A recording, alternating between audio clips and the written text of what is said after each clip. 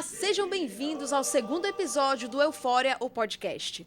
Hoje a gente vai comentar tudo o que rolou nesse primeiro episódio da segunda temporada, que já chegou com o pé na porta. Eu sou a Jéssica Balucci. Eu sou a Thaísa Balucci. E eu sou a Thalia. E vamos ao que interessa então.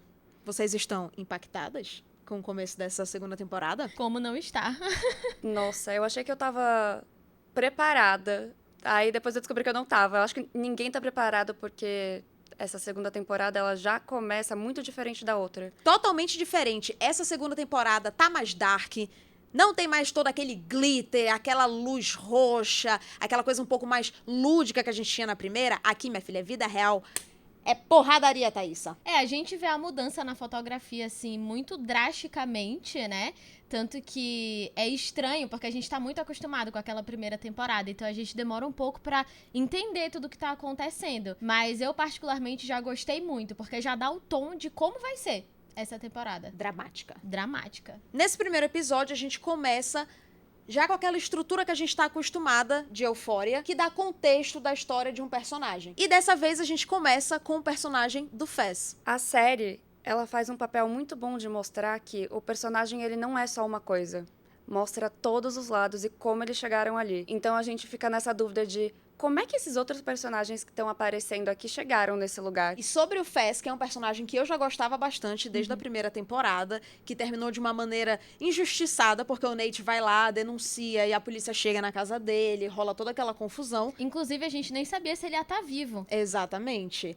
Mas ele está vivíssimo, como podemos ver. E a gente finalmente descobre um pouco mais sobre a senhora que está na casa do Fez, que é a avó dele, como que ela chegou naquela situação de ficar acamada, vegetando praticamente. Não só a avó dele, mas aquele irmão dele que surgiu. É uma criança que é um mini adulto praticamente. E a gente vê que isso começou com o próprio Fez, né? Que ainda criança já passou por toda uma situação ali que a gente entende que o pai dele bateu nele.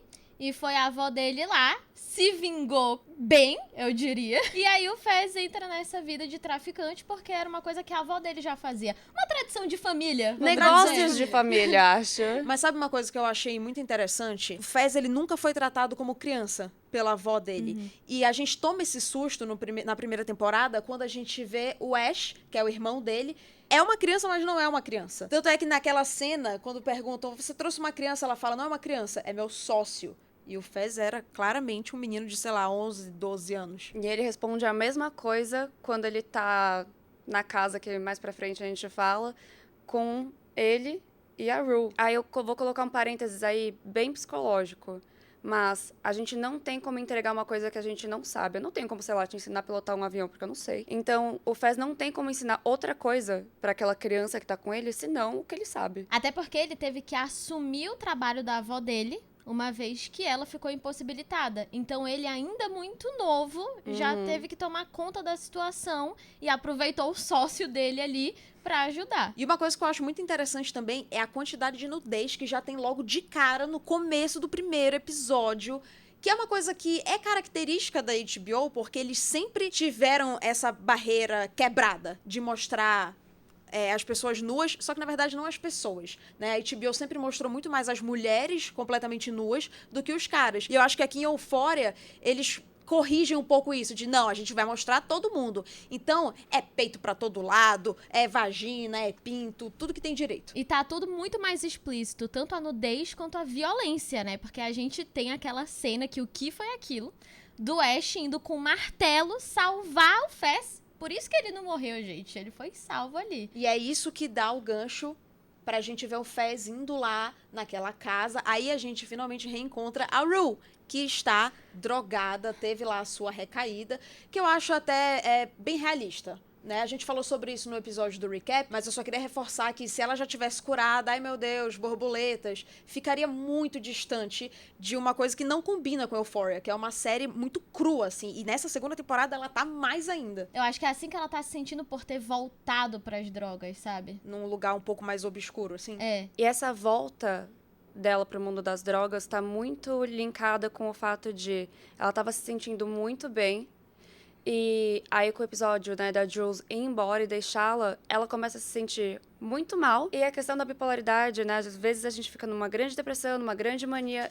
E aí, quando ela tá com as medicações, né? Quando ela tá com as drogas, é onde ela fica num limbo de não sentir nada. E ela deixa muito claro isso numa cena mais pra frente de que delícia que eu não tô sentindo nada. É muito melhor sentir isso do que o resto que eu sinto em outros momentos. E aí a gente tem a lida com a nova traficante, né? Que agora vai assumir ali o lugar de passar as drogas pro Fez. E tem toda aquela situação de mandarem tirar a roupa e o cara levando a Rue pro banheiro. Gente, eu tava, assim, muito aflita assistindo aquilo, porque eu fiquei, meu Deus do céu, o que ele vai fazer com ela? É que, apesar de ser logo no começo do episódio, até ali já tá muito claro que tudo pode acontecer. E que eles não vão esconder nada da gente, porque, como falamos, essa temporada tá ainda mais escancarada. Então a gente fica numa tensão na hora que ele manda todo mundo tirar roupa, e quando ele leva a Rue pro banheiro é desesperador, porque a gente fala, não tem nem como o Fez fazer alguma coisa. Porque ele tá lá, rendido. A pessoa que geralmente cuida da Rue, né, que inclusive ele fala que considera ela família, que, tipo, ele confia nela como família, acho isso muito fofo da parte dele, tipo, a construção de cuidado tá ali. E ele não pode fazer nada, então realmente vai batendo um desespero. E além da Rue, a gente tem aquela outra menina que entrou no carro, né, maravilhosa, que simplesmente foi usar a heroína e virou pra Rue e falou, não, relaxa, só heroína. Tranquilo. Só De isso. boaça. E eu acho que isso é uma coisa que acaba ficando na cabeça da Rue, porque ela fica um pouco assustada, mas depois ela... É só heroína, né? O que mais poderia fazer em mim? E quando a gente sai dessa cena, a Rue, achando aquele negócio o máximo, é uma coisa que é... Eu acho que eu diria que é muito típica de adolescente, de vez em quando, deles passarem por uma situação e depois eles ficarem, caraca, que massa, porque talvez seja a primeira vez que eles estejam experimentando essas coisas novas e sem muito aquela percepção e recurso para lidar com aquilo de uma forma diferente, né? Tudo até aquele momento, perto da adolescência, é muita brincadeira, Tanto né? é que o Fez fala pra ela, como assim tu tá achando isso divertido e engraçado, sabe? A gente escapou de morrer. Ela é muito sem noção do perigo, né? Yo, E Rue. como ela conseguiu sair de lá viva, bem, aí ela tá achando o máximo, mas... Ai, gente, se ela tivesse sóbria, talvez ela tivesse realmente desesperada. Aham. E a traficante ser uma mulher pra Rue, meu Deus, olha que girl power, sabe? Ela virou pra uma coisa que é super nada a ver e falou, massa, olha aí o papel dela aí. É o que faz parte do universo dela, né? Aham. Eu acho. Ela fica super empolgada, tanto que ela questiona o Fez. Quantas mulheres traficantes você conhece? E ele fica, tipo, sei lá, boas, só uma. E ela fica super empolgada. Tá vendo, gente? É importante a questão da representatividade. Olha, eu tô muito feliz. Lacrou, errado. Mas agora eu quero falar da festa. Porque até os 24 minutos desse episódio, a gente tem uma série que não parece Eufória, que é muita tensão, é o tempo todo aquela coisa meio máfia e tira a roupa e tudo mais. De repente caímos numa festa. Aí é o momento que eu falei, ok, agora parece a série que eu conheço, né? A festinha adolescente, a famosa Deus me livre, porque a gente em todo lugar da casa, quebrando as coisas, usando todo tipo de droga, bebida, etc. Uma festinha de ano novo pra reunir o pessoal, uma festa tranquila pra começar o ano bem, só que não. E a Cassie sumiu e de repente ela tá lá na loja de conveniência do posto de gasolina, bebaça, tá muito bêbada, tanto é que a cena começa mostrando os pés dela, que vai um pela frente do outro, assim, meio desengonçado, e ela compra um mini donut, vai sentar na calçada e comer, sem nem saber onde ela tá, completamente transtornada. Eu poderia dizer que ela tá melhor do que muita gente na festa. E como sempre, a Lexi, preocupada com a irmã, a sóbria do rolê, né, que cuida dos outros e fica lá tentando falar com a Cassie, que saiu do carro porque queria beber e a Alex não queria que ela bebesse. Thaísa, tu acha que tu é a Alexi do grupo? Ah, eu sou a Lexi. Por isso que eu não vou pra festa, gente. E quando o Nate chega pra falar com a Cassie? No primeiro oi eu falei, isso não vai dar certo. Porque o Nate, a gente vê logo que ele não mudou nada e dificilmente vai mudar. A cena do carro, acho que não só do carro, ele vê que a Cassie tá super mal e ele, olha, meu Deus, toma uma cerveja, vamos melhorar esse mood aí. Então, pra mim, ele continua no lugar de, aquela mulher é um objeto, como eu posso usufruir dela da melhor forma? Porque ele não tá nem aí com ela. Aí ele entra no carro, tá nem aí que ela tá desesperada, ela tá mal do lado dele, ele, ok, não é um problema meu, ela não sou eu, e eu não ligo pra ela. O problema que a Cassie tem com essa relação de se sentir querida, quista, depois dela surtar no carro, ela, vou tirar minha calcinha e joga no banco de trás. Faz total sentido, né? Essa coisa de, eu não me importo, só goste de mim. Então ele vai lá, dirige a mais de 100 milhas por hora, e ela, ok, desesperado, jogando a calcinha pra trás. Ai, são duas pessoas com muitas questões juntas, eles se encontraram em algum momento ali, sabe? O Nate, pra mim, ele não tem como gostar dos outros se ele não gosta dele. Então ele começa a acelerar porque eu acho que ele nem se importa se der um acidente, sabe? E ela tá ali, no momento ela tá com medo e depois ela... vou curtir. Abraça. Rule 2.0. Não à toa, um inconsequente egoísta e a Cassie, que é uma personagem que escuta muito mais o coração dela do que a razão, eles transam no banheiro. E no momento que a Maddie bate na porta, a Cassie fica desesperada e fala, meu Deus, ela é minha melhor amiga. E a gente vê muito o conflito, né? Eu acho que esse vai ser o maior conflito da Cassie nessa temporada, de entender quando ela tem que dar ouvidos ao que ela tá sentindo e quando ela precisa usar um pouco da razão. Porque eu não acho que ela queria machucar a Mary. Mas naquele momento ela tava a fim de transar com o Nate, então ela só foi lá e transou. É como se ela não visse maldade no que ela tá fazendo. Eu acho que ela tem que entender da onde vem essas vontades dela. Porque eu acho que o fato dela ter ficado com o Nate é muito mais uma coisa psicológica do tipo, eu quero me sentir desejada. E não porque ela realmente queria ficar com o Nate, entendeu? E a série, ela fica o tempo inteiro nessa iminência de o que vai acontecer, né? A Mary vai pegar eles, aí quando a Mary fica sozinha no banheiro, ela vai pegar a Cassie lá dentro. Até na cena antes do carro, né? A Cassie se joga meio que pra fora da janela, ela tira o cinto e vai pra fora. E a gente fica, meu Deus, é agora que vai acontecer alguma coisa. E no começo, né, de toda a bagunça lá na casa da traficante, vai acontecer alguma coisa. A gente tá em alta tensão o tempo inteiro da série, só se perguntando que horas que vai acontecer alguma coisa. E sempre que chega no momento que a gente fala é agora, aí de repente não é. Como, por exemplo, quando toca o celular da Cassie, a gente fala, pronto, não tem mais como fugir. E aí o novo personagem, que já ficou ali interessado na Mary, que tá no banheiro com ela, fala, meu Deus, tem uma menina desmaiada aqui. E a Mary, tá, não ligo, vamos embora. E ela vai embora. E a gente fica, meu Deus, como que isso que tinha tudo pra dar errado ainda não deu? Mas em algum momento, galera, vai dar. Uma coisa que fica muito marcado é que a Cassie fica se sentindo culpada e ela fica, meu Deus, a Mary vai me odiar, mas o Nate, tá tudo bem. Aquela coisa de a culpa de eu ter ficado com esse cara, que é ex-namorado da minha amiga, é só minha. E o Nate, quando ele sai do banheiro e a Mary entra com aquele rapaz, ele já fica de olho na porta. Porque é como se a Mary continuasse sendo uma propriedade dele. E sempre vai ser. Então ele usa a Cassie, ele usa todo mundo e ele é muito preocupado com a Mary. Não usa só a Mary como objeto, mas depois que ele tem a briga com o McKay, fica claro que a Cassie é um novo brinquedinho dele, né? Como já era desde a primeira temporada. A maneira como ele fala sobre a Cassie pro McKay é muito esdrúxula a maneira como ele fala dela. Como se não fosse o suficiente, a Cassie tá lá dentro, deitada numa banheira, que depois a Mary vai lá e joga aquele paninho limpíssimo que ela usou pra se secar porque tinha acabado o papel higiênico da festa. O McKay chega e vai conversar com o Nate, melhores amigos. Inclusive, de novo, a gente lembra da primeira temporada. A primeira festa é onde é jogada todas as tramas do resto da temporada, né? O Nate já começa a falar da Cassie em um lugar de objeto. E quando o McKay gosta dela e vê ela de outra forma, primeiro o Nate fica irritado, de... Tu tá dando valor pra mulher? E aí ele vai comprar essa briga com o McKay de... O que tu fez? Até onde tu foi? Porque agora ela é minha, e não é minha gostando, é minha objeto. No momento que ele transa com a Cassie, eu acho que ele sente que agora ele é dono dela, realmente.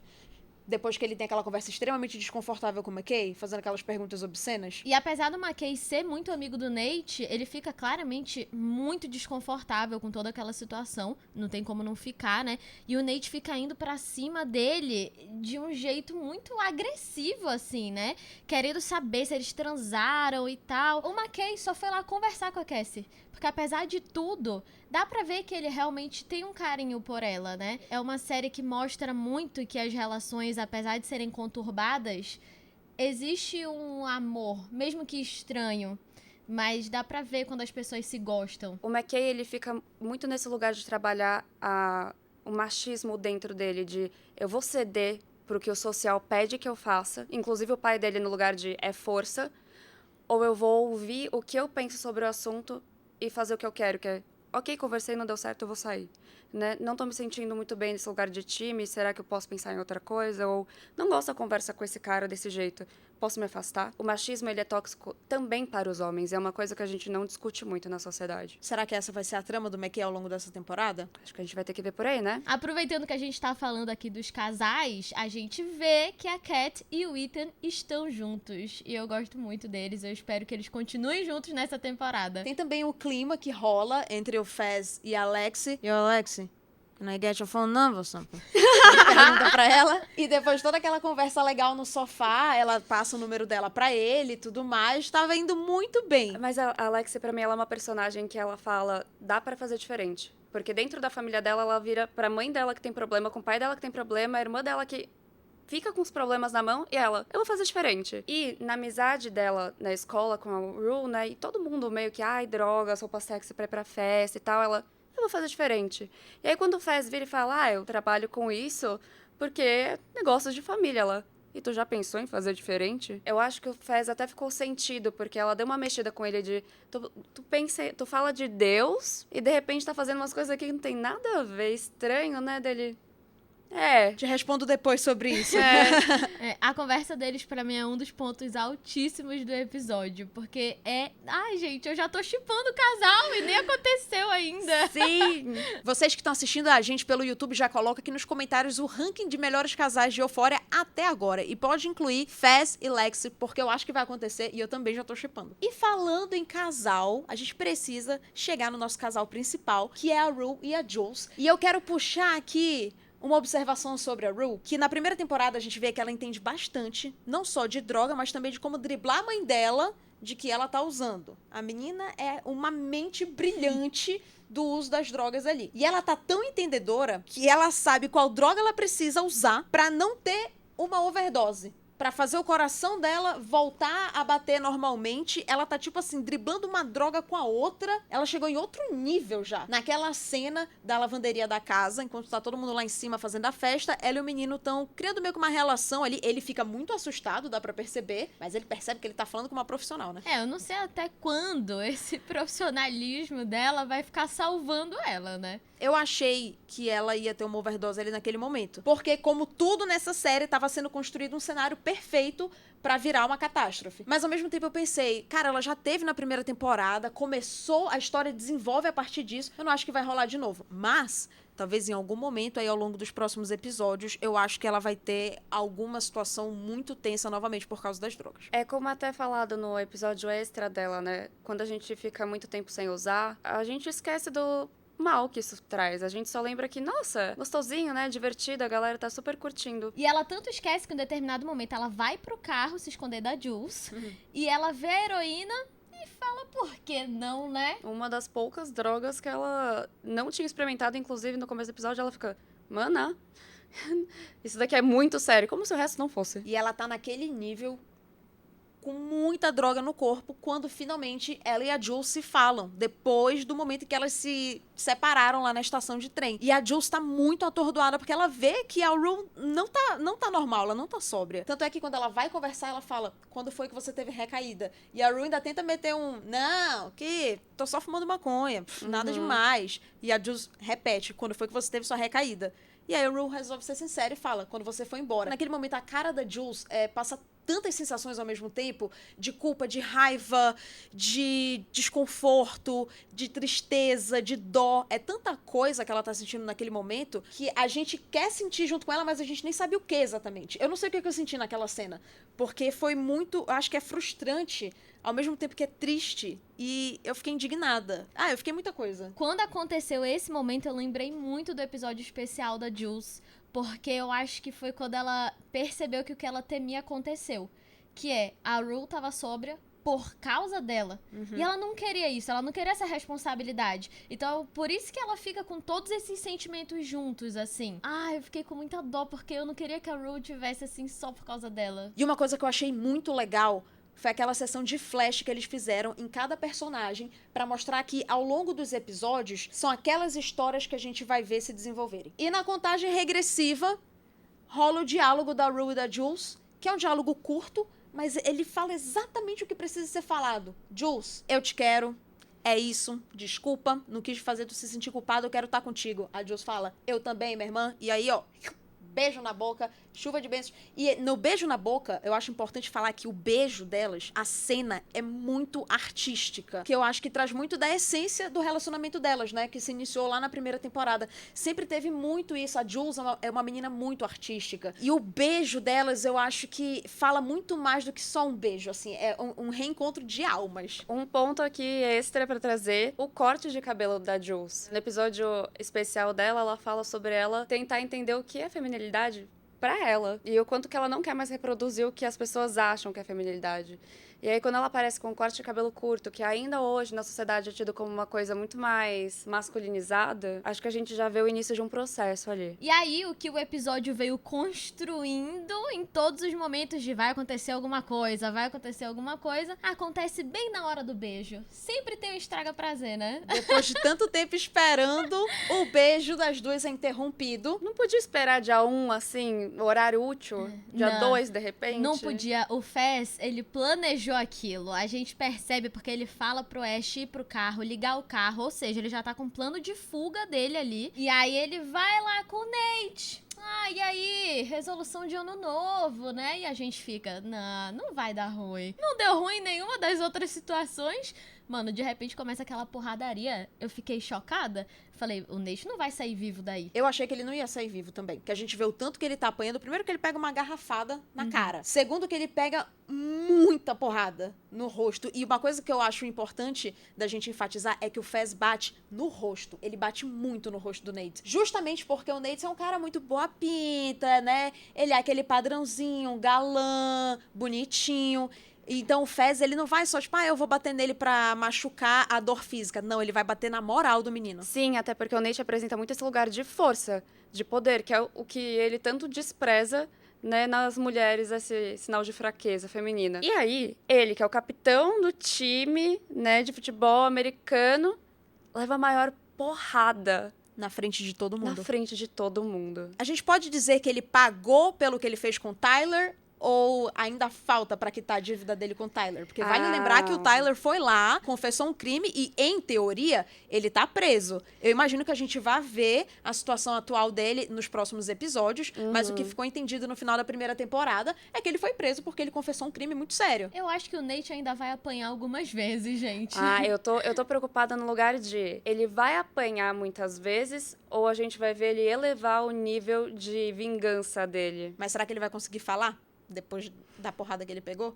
Fica aí o questionamento. E depois desse final impactante, a gente quer saber o que vocês acharam desse primeiro episódio. O que será que a gente pode esperar dessa segunda temporada? Comentem nas redes sociais da HBO Brasil. E vocês que estão aqui vendo a gente no YouTube da HBO Brasil, coloquem nos comentários. Todo domingo tem episódio novo de Euphoria na HBO e HBO Max. E em seguida, o nosso podcast que vai acompanhar tudo junto com vocês. Lembrando que Euphoria, o podcast, está disponível em todas as plataformas de áudio. Mas se vocês quiserem acompanhar 3 carinhas bonitas e um cenário muito massa, a gente também tá aqui disponível no YouTube da HBO Brasil. Nos encontramos semana que vem. Um beijo. Tchau. Até lá.